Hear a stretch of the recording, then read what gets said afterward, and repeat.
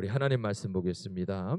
하나님 말씀 사무엘하 15장 30절에서 31절에 있는 말씀.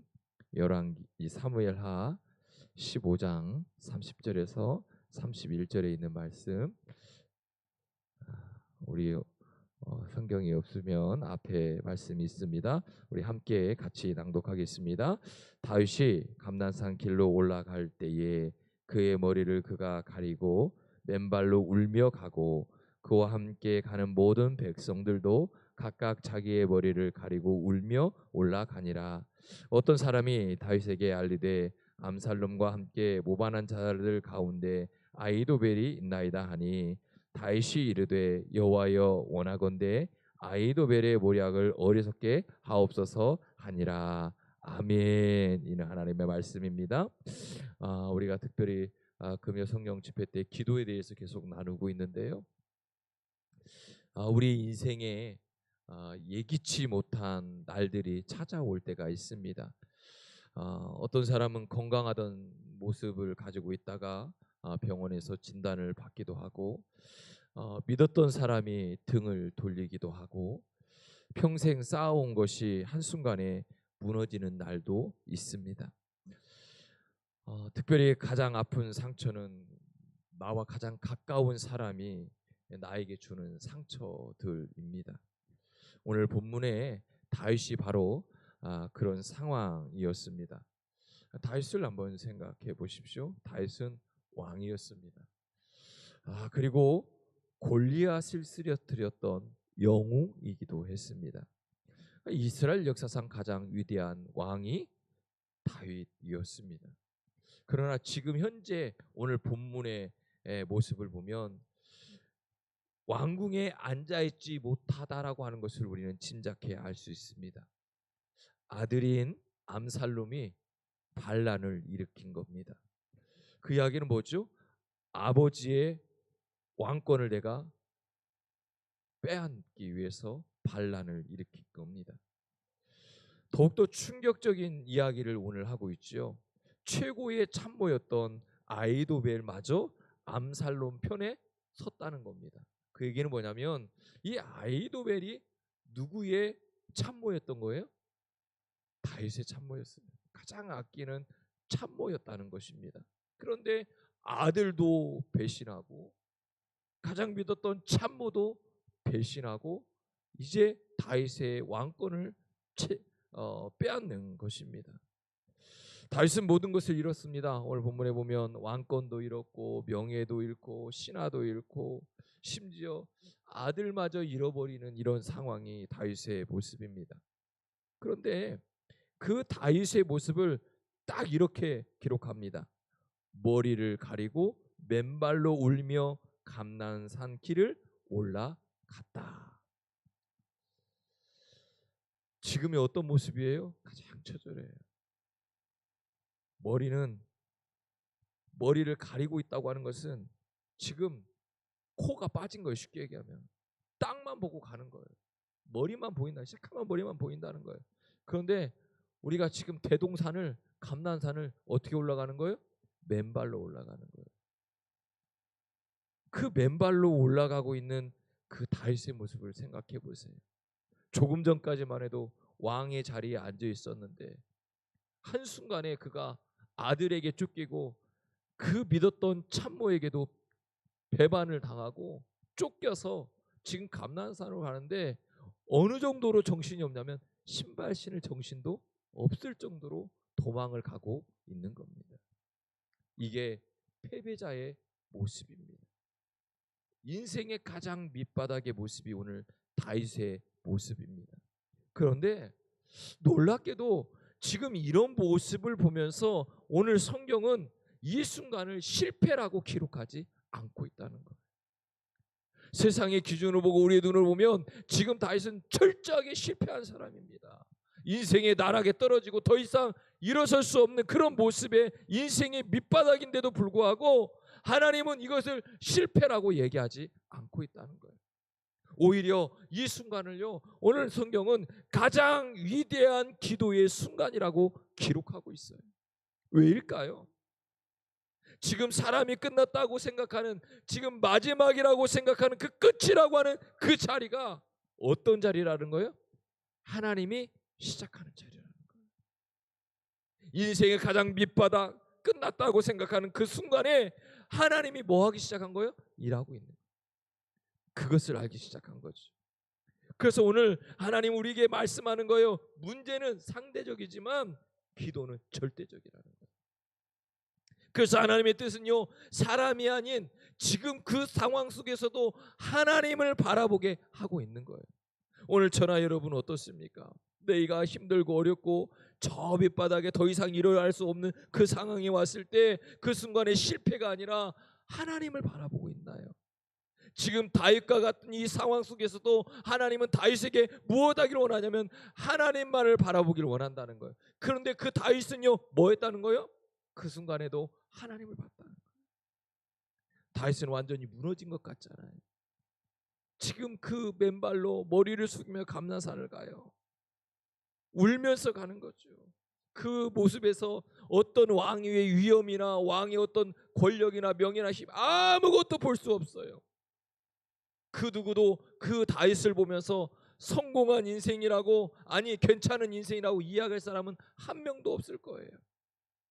세상 사람들의 기준에는 이제 끝난 거예요. 그런데 하나님은 왜 다윗에게 이런 상황을 만들었을까?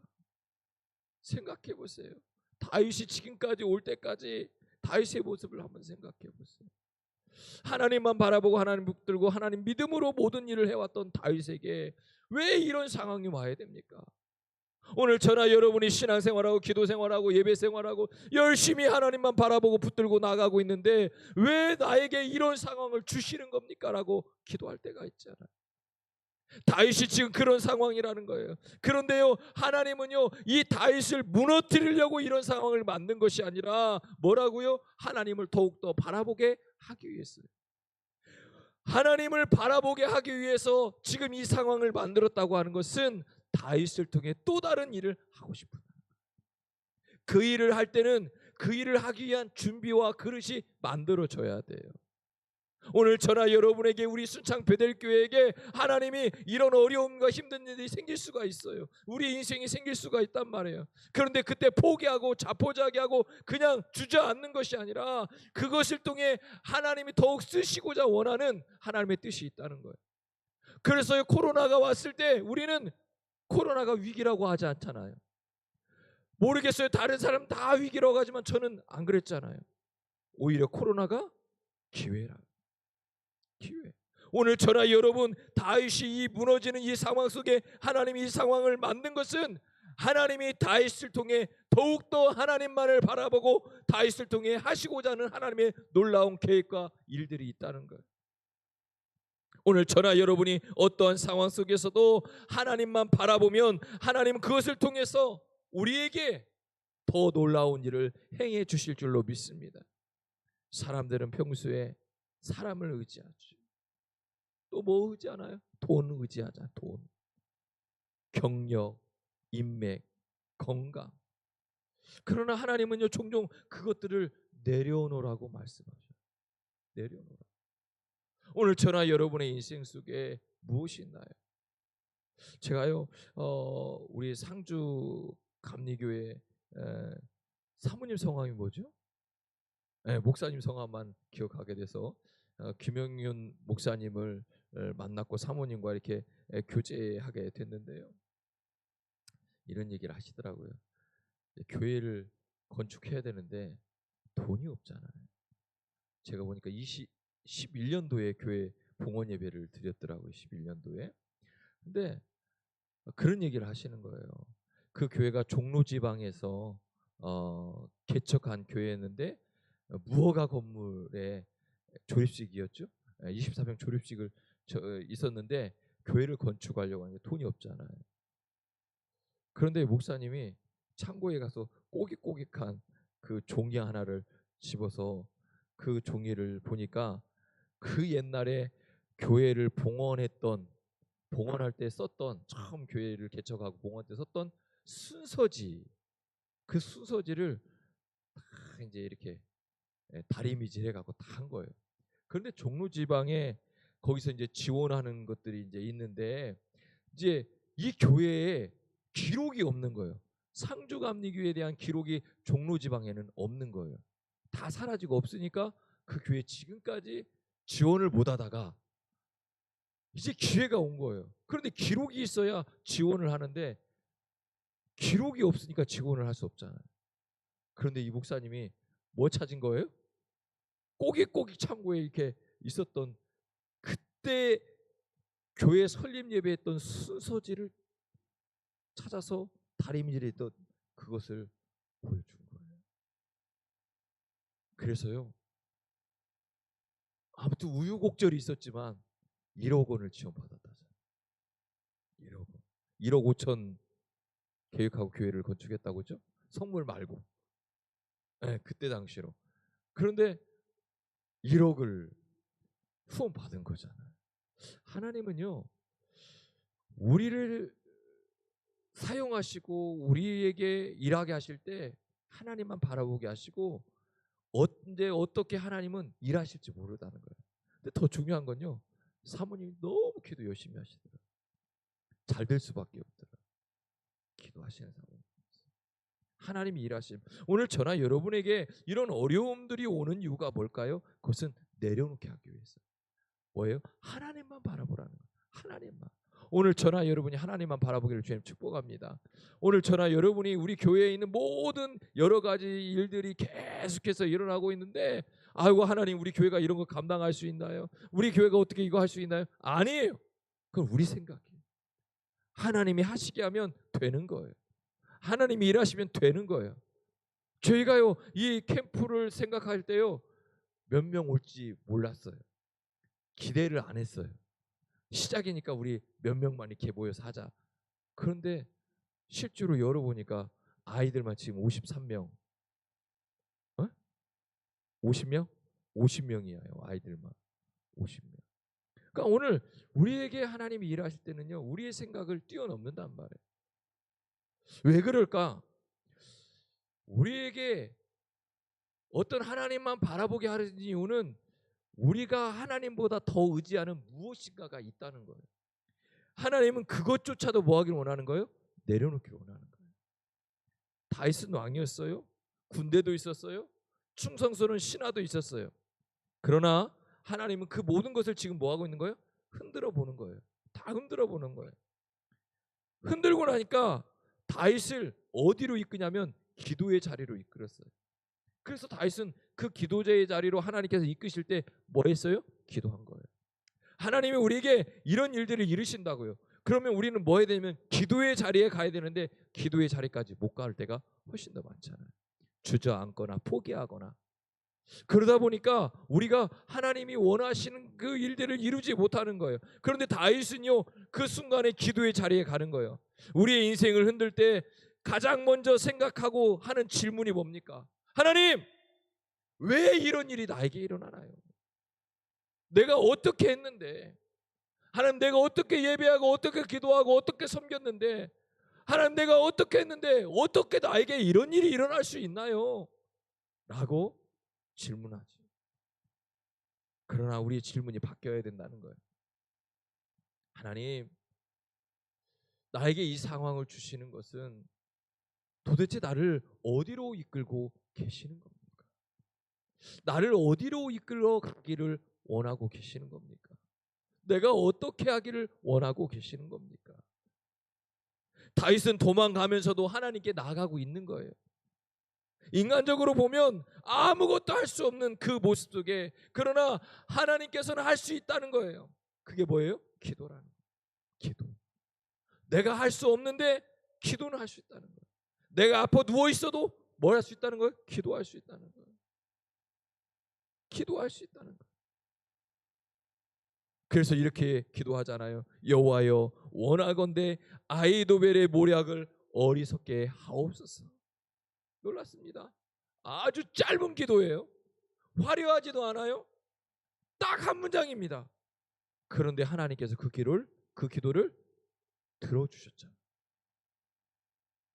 그 기도에는요, 길이가 중요하지 않아요. 진심이 있었다는 거예요.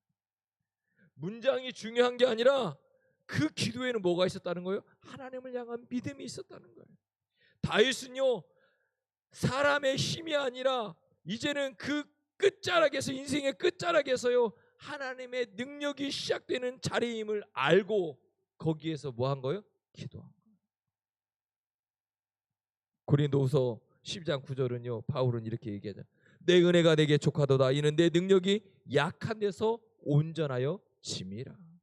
하나님은 우리의 강함보다 우리가 누구를 의지하고 살아가느냐를 원하고 계신다는 거예요. 우리의 능력보다 우리의 기도를 통해 하나님을 의지하고 하나님만을 바라보기를 원하고 계시다고 말씀합니다.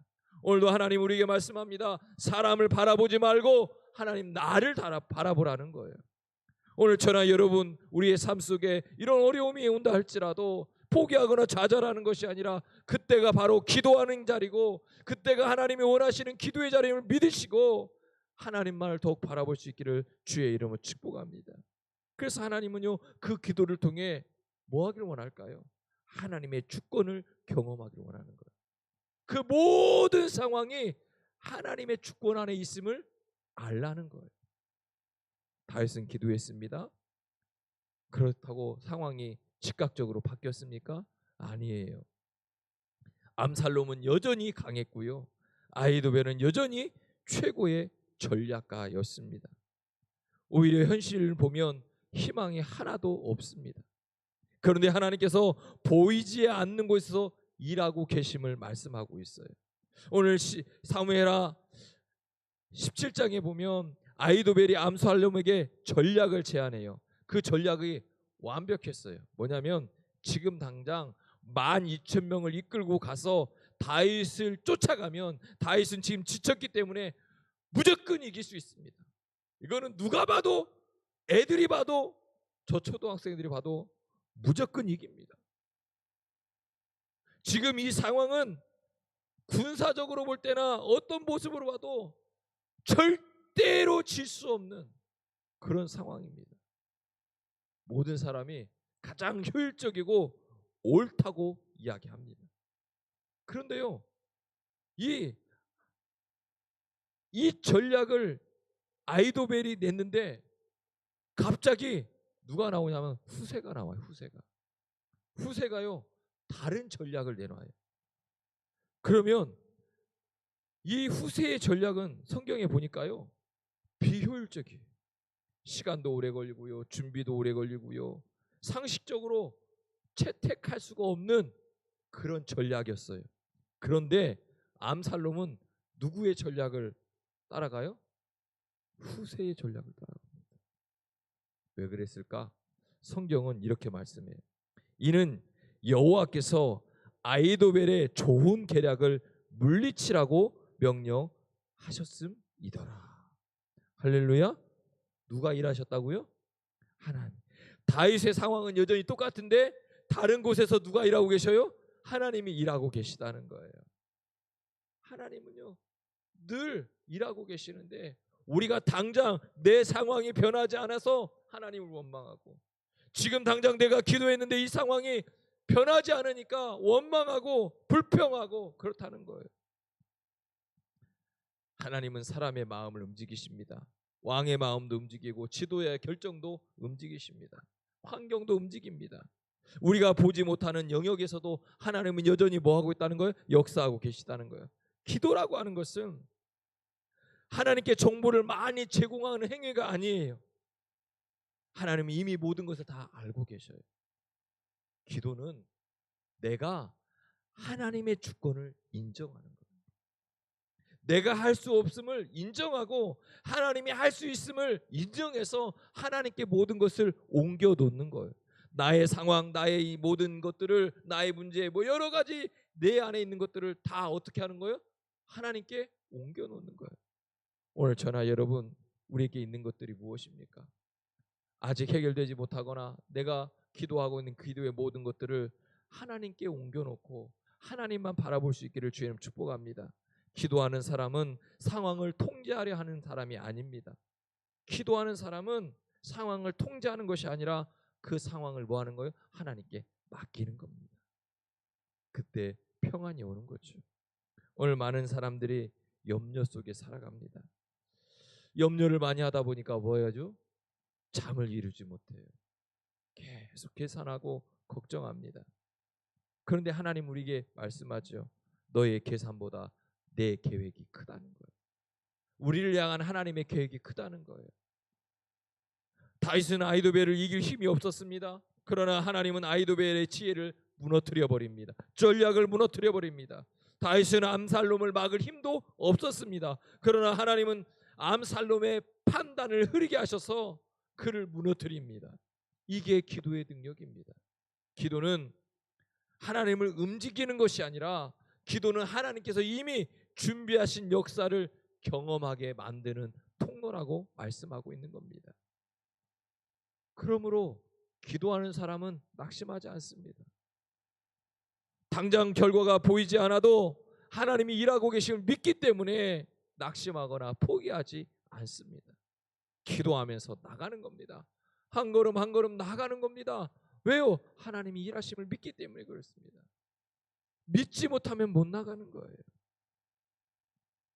또한 기도의 사람을 승리의 증인으로 하나님은 세우기를 원하고 있습니다.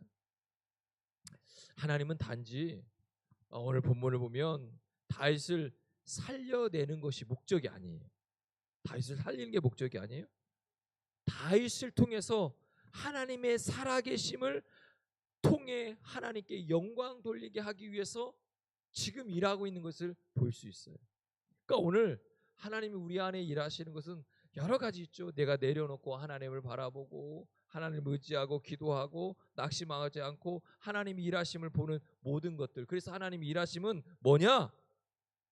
하나님이 살아계시고 모든 것을 하나님이 이루어 가시는 것을 통하여서 하나님께 영광 돌리기를 원하는 거예요. 그러니까 오늘 저나 여러분을 통해서 하시는 일들은 하나님이 나를 통해서 하나님의 살아계심을 보여주고 싶은 거예요. 다윗은 결국 왕으로 돌아갔고요. 암살롬은 반역으로 실패합니다. 아히도벨의 모략도 무너집니다. 누가 승리했나요? 다윗입니까? 아니라니까요. 하나님이 승리하신 거예요. 모든 것을 보면 하나님이 다 일하시는 거예요. 하나님이. 다윗은 그럼 뭐예요? 증인이에요. 증인. 하나님이 살아계시고 하나님이 일하심을, 하나님의 승리의 주님이심을 뭐하는? 간증하는 증인인 거예요. 오늘 저나 여러분에게 우리에게 승리를 주시는 이유는, 하나님이 우리 안에 일하는 이유는 우리가 뭐 하기를 원하는 거예요? 하나님의 살아계심을 증거할 수 있는 증인이 되기를 원하고 계시다는 거예요. 하나님께 그 하나님이 우리에게 응답하시는 이유는 단순히 우리의 문제를 해결하고 우리가 잘 먹고 잘 살게 하기 위함이 아니라는 거예요.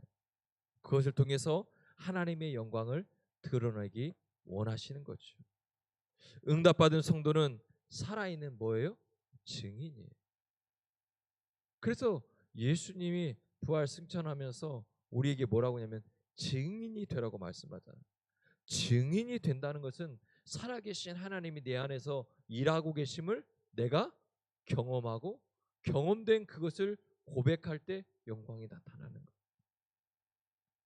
우리가 응답받고 병났고 문제 해결받는 것, 이 모든 것은요 나를 통해서 하나님의 영광이 드러나게 하기 위함이라는 거예요. 그래서 때로는 하나님은 우리에게 즉각적으로 응답하지 않을 때도 있어요. 때로는 우리에게 기다리라고 말씀할 때도 있어요. 때로는 하나님은 다른 방법을 통해서 응답할 때도 있어요. 그러나 모든 과정이 어떠하든 하나님의 목적은 동일합니다. 하나님의 살아계심을 보게 하기 위함이에요. 오늘 저나 여러분이 우리를 통해서 하나님의 살아계심을 보기를 원하고 계시다고 말씀하고 있어요. 그러니까 우리는 산 증인인 거예요. 산 증인인 우리가 좌절하거나 실패하거나 주저앉아 버리면 돼요, 안 돼요? 안 되는 거예요. 왜냐하면 그 안에서 하나님 볼 수 없어요. 믿지 않는 사람이 어떻게 우리를 보면서 하나님의 살아계심을 볼 수 있냐고. 그것을 우리의 삶으로 보여줘야 되는 거죠. 포기하고 좌절하는 그 상황 속에서도 하나님 의지하고 하나님이 일하심을 볼 수 있는 것. 그때 역사가 일어나는 거예요. 그때 하나님은 우리의 삶을 변화시켜 주는 거예요. 다윗의 기도가요, 결국은 역사를 바꿨잖아요. 그 짧은 한마디가, 그 한마디의 기도가 어떤 걸작이나 어떤 웅장한 기도는 아니었지만 그 기도 한마디를 통해서 역사를 바꿔주셨습니다. 나라의 운명을 바꾸고. 사랑하는 성도 여러분, 오늘 이 시간에도, 이 순간에도 누구를 찾고 계실까요? 기도하는 사람을 찾고 계십니다. 어떤 상황이든 하나님만을 바라보는 사람을 찾고 계십니다. 우리의 가정을 위해 기도하는 한 사람, 우리의 교회를 위해 기도하는 한 사람, 다음 세대, 다른 세대를 위해 기도하고 있는 한 사람, 이 나라 이 민족을 위해 기도하고 있는 그 한 사람, 그 사람을 찾고 있다는 거예요. 오늘 저나 여러분이 그 한 사람이 되기를 주의 이름으로 축복합니다. 하나님은 그런 사람을 통해 역사해 주신 겁니다. 기도하는 사람이 시대를 살리고요, 기도하는 가정이 무너지지 않습니다. 기도하는 교회가 부흥하는 거예요.